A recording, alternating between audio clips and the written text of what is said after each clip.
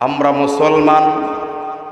আল্লাহ রাব্বুল আলামিন আমাদেরকে বড় ভালোবেসে মোহাব্বত করে আল্লাহর হাবিবের উম্মত বানিয়েছে।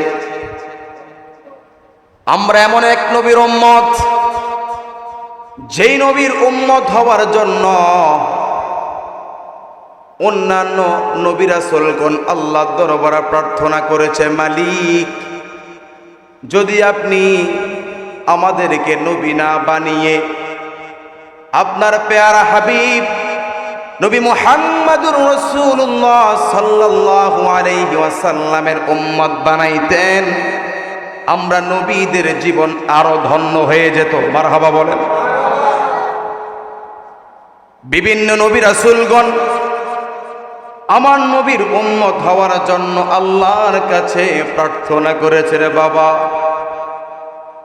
তার মধ্যে আল্লাহ রাব্বুল আলামিন একজন নবীর দোয়া কবুল করেছেন, যার নাম ঈসা রূহুল্লাহ।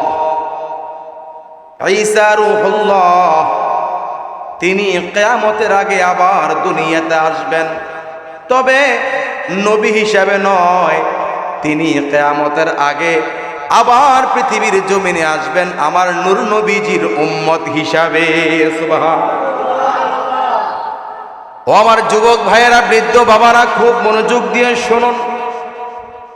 আমরা এমন এক নবীর উম্মত, যেই নবীর উম্মত হওয়ার জন্য অন্য নবী রাসূলগণ আল্লাহর দরবারে প্রার্থনা করেছে, কিন্তু আল্লাহ রাব্বুল আলামিন আমাদেরকে কত ভালোবাসে।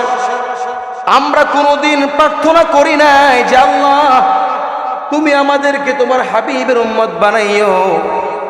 আমরা কোনোদিন আল্লাহর দরবারে প্রার্থনা করি নাই।